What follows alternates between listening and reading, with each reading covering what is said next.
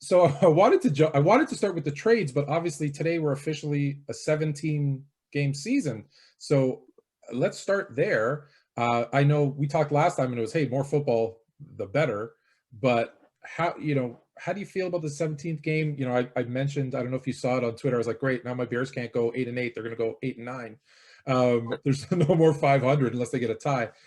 Is this a good thing, other than as a fan wanting more football? Is it a good thing for the teams and for the players?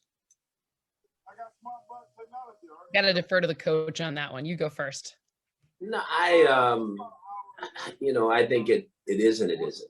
I think we're so used to the tradition of 16 games. I think everybody's used to that. It's almost like the NBA All-Star game. They've made some adjustments in that. People now have kind of enjoyed it. I think that's what's going to happen with football too. I think the players are fighting back against it a little bit because it seems like a longer season, but I don't think so. They're going to take away a preseason game. Now, like you said, there's going to be some teams that will be 8-9 instead of 8-8. So it's just going to be interesting. But I think the data that they collect this year will tell them if they're trending down the right road or not. And I think they really have to listen to that just for the players' bodies, just what they're used to, what they've gone through, how they're going to adapt. I think all those things are important. So my first job at the NFL was in the league office, was working. One of the projects I worked on was like, what's the optimal configuration strategy? Is it, 16-4, 17-3, whatever.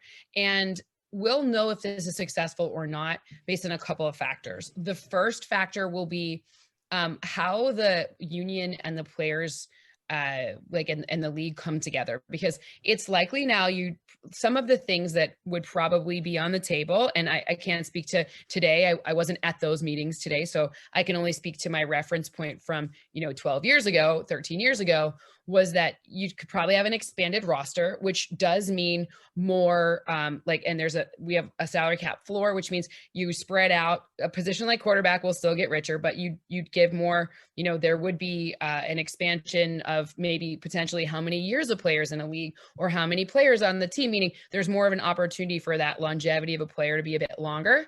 And what you'll probably see is a little bit of load management, not like NBA style where like you play 2 nights and you sit one out, but more like, okay, we've got a defensive front, and we'll rotate in more often, or O linemen, we'll rotate them in more often because we now have more players. Right. So the injury predisposition to injury, like if you really want to get rid of injuries, you get rid of kickoff, you get rid of, certain, like there are places where just injuries happen, just gangbusters more than other things. And we all know this, right? They've done a bunch of research. So the actual extra game is less problematic to me, but the mechanics of how you get there really do matter, because when are your roster cuts occurring?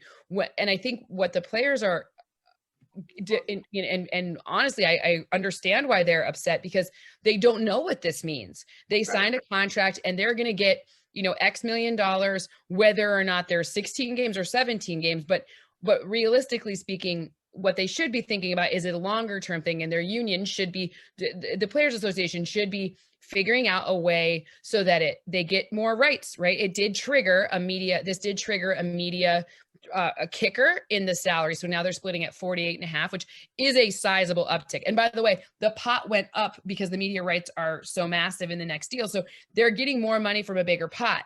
But the dynamics and mechanics of it, nobody knows yet. So this is an opportunity. If I were a player, I would be going to those meetings and I would be sitting my little bum in there, because I probably wouldn't be Tom Brady or someone who's 20 years and one of the highest paid, year in and year out. And I would sitting my bum in there and I would be like taking these feverish notes to make sure that I'm understanding when's the roster cut, how many, like all these different dynamics, because you could then, the smart agents will then contract for something where their clients will get more money. So I think their opportunity exists. It's just confusing, and nobody likes confusion. Everybody likes clarity. And I just talked for like 10 minutes. Sorry. That's fine. There's a lot of info on this one. There's a lot of info, because I was reading up today, and it's funny that you said that about the agents, because the agents that knew this was coming had their players signed before, I believe it was February 26th, because they're eligible for the extra game check. Whereas anyone that was signed afterwards, correct? Am I right or wrong there? You're right. But I would argue that if your agent didn't do that, you need a new agent, because everybody and their brother knew that this was coming. So it's less about, wow, you have such a tricky good agent, and more like, if your agent didn't do it, snip, snip, snip, on to the next.